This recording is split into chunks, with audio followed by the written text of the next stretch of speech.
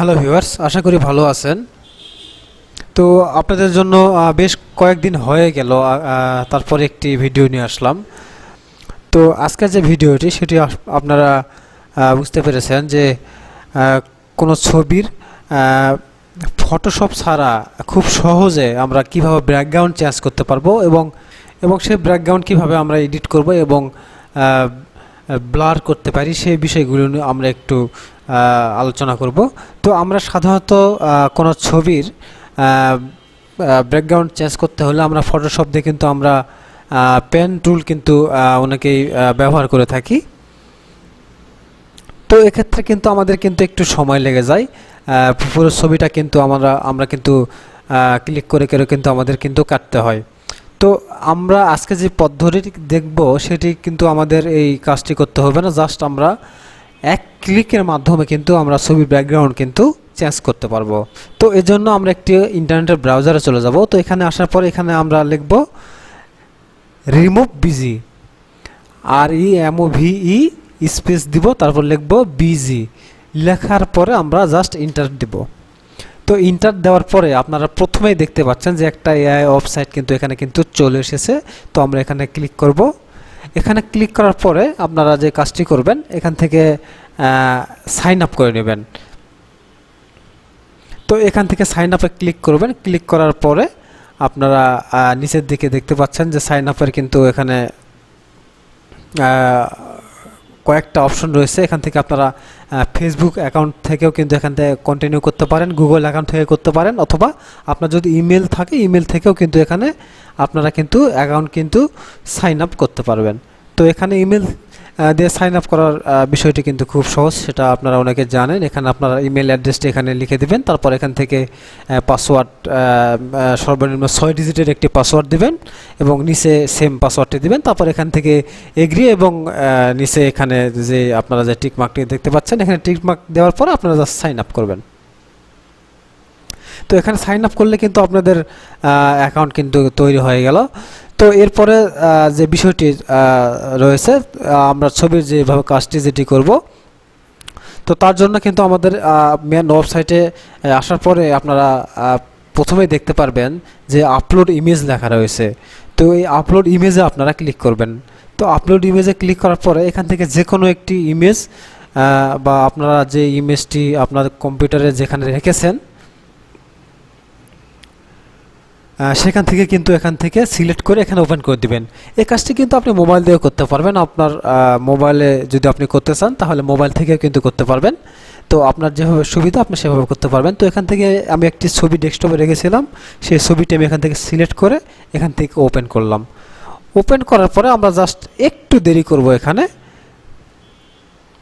তো একটু দেরি করার পরে আপনারা দেখতে পাচ্ছেন যে আমার আগের ছবিটি যদি আমি দেখাই, আমি ডেস্কটপে কিন্তু এই ছবিটি কিন্তু রেখেছিলাম এবং এখানে ছবিটি ওপেন করার পরে দেখুন আমাদের ছবির ব্যাকগ্রাউন্ডে কিন্তু কয়েক সেকেন্ডের মধ্যে কিন্তু চেঞ্জ হয়েছে।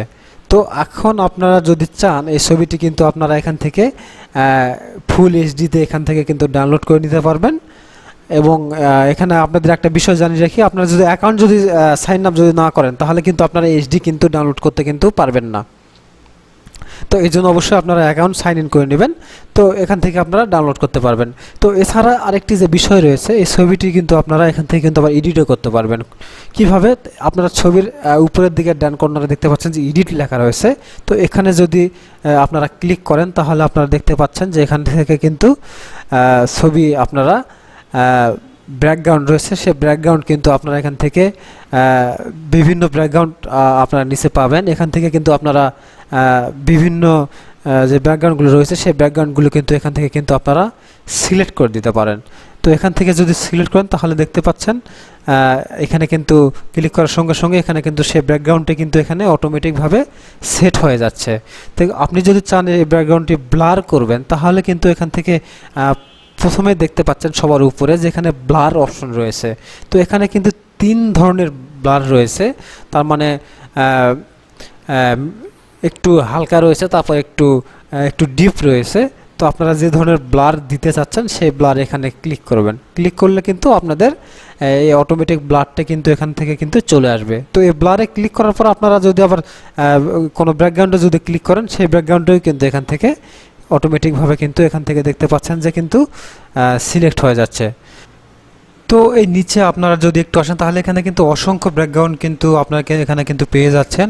আর আপনি যদি চান আপনার পছন্দের কোনো ব্যাকগ্রাউন্ড রয়েছে সেই ব্যাকগ্রাউন্ডটি তাহলে এখানে আপলোড করবেন, সেটিও আপনারা করতে পারবেন। তো এখানে সবার উপরের দিকে এখান থেকে আপনারা দেখতে পাচ্ছেন যে আপলোড ব্যাকগ্রাউন্ড, এখানে ক্লিক করবেন।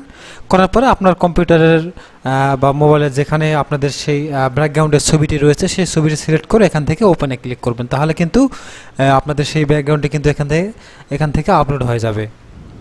তো এছাড়া যদি চান আপনি আপনার ব্যাকগ্রাউন্ডে এক কালার, যে কোনো এক কালার আপনারা দিবেন, তাহলে আপনারা কি করবেন, তাহলে এখানে থেকে আপনারা দেখতে পাচ্ছেন ফটো, তারপরে এখানে দেখতে পাচ্ছেন যে কালার রয়েছে। তো এখান থেকে কিন্তু বিভিন্ন কালার আপনারা দেখতে পাচ্ছেন, আপনাদের যে কালারটি পছন্দ সেই কালারটি কিন্তু এখান থেকে আপনারা কিন্তু সিলেক্ট করে কিন্তু দিতে পারবেন।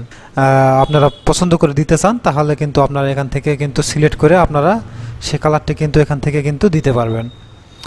তো এটা কিন্তু আপনারা খুব সহজভাবে কিন্তু করতে পারেন। তো এখান থেকে কিন্তু আপনারা এই ছবিটি কিন্তু আপনারা ডাউনলোড করে নিতে পারেন, এখান থেকে আপনারা খুব সহজে ডাউনলোড করে নিতে পারবেন। তো আশা করি বিষয়টি বুঝতে পেরেছেন, খুব সহজ একটি বিষয়। এই কাজটি কিন্তু আপনারা ফটোশপে যদি করতে যান কিন্তু এই সময়ের মধ্যে কিন্তু আপনারা কখনোই করতে পারবেন না। এখানে কিন্তু একদম এত সুন্দরভাবে কিন্তু ব্যাকগ্রাউন্ডটা কিন্তু রিমুভ হয়ে যাচ্ছে যে আসলে এটা কি বলবো।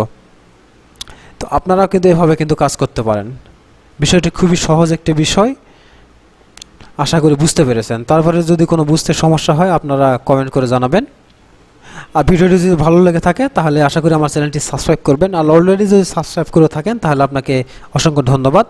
আর এছাড়া আমার চ্যানেলটি আপনি ঘুরে আসতে পারেন, আমার চ্যানেলে কম্পিউটার এবং কম্পিউটার বিষয়ে বিভিন্ন ভিডিও রয়েছে, সেই ভিডিওগুলো আপনি দেখতে পারেন। ধন্যবাদ।